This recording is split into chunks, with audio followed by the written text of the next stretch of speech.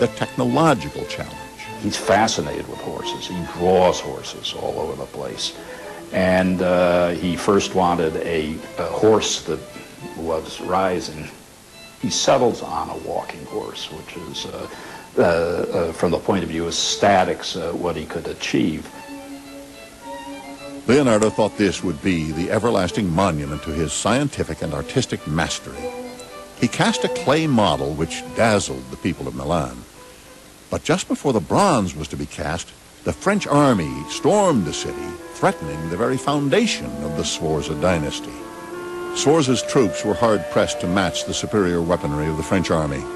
In desperation, the Italians commandeered the bronze which had been intended for Leonardo's statue to make artillery. Leonardo's dreams were dashed.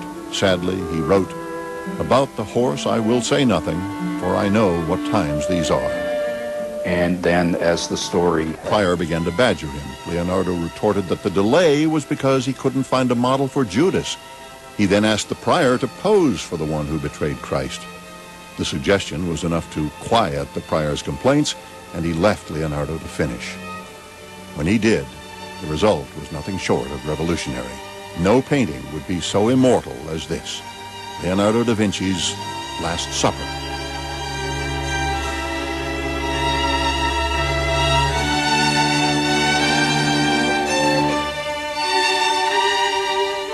Leonardo's genius is to say, how do I capture the significant moment when Christ says, "Verily, verily, I say unto you that one of you will betray me," and psychological hell breaks loose. Betrayal was a sin referred to often in Leonardo's notebooks, perhaps reflections of his feelings about his trial for sodomy in Florence 20 years before. No wonder the story of Judas affected him so powerfully. Leonardo tried to represent the figures in a very natural, human way, to represent in actions and in attitudes the inner movement of the mind. Instead of lining up everybody in a row, which was basically the way it had been done for the previous 100 or so years, Leonardo subdivided the 13 figures into 5 groups. 4 groups of 3 for the apostles, and then Christ isolated as a separate group. That was a very remarkable innovation, much more comprehensible.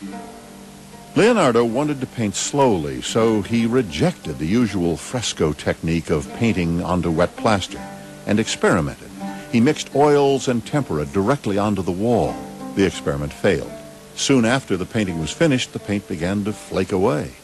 Leonardo is accused of having used poor technique in the execution of the Last Supper. That is probably not altogether fair. The damage came from underground humidity that entered into the walls, and almost nobody has control of that. With the arrival of the 16th century, Leonardo's services as portrait painter were very much in demand with Italy's noble ladies. But the commissions held little interest for him. When one lady sent a messenger to find out why he had not finished her portrait, the messenger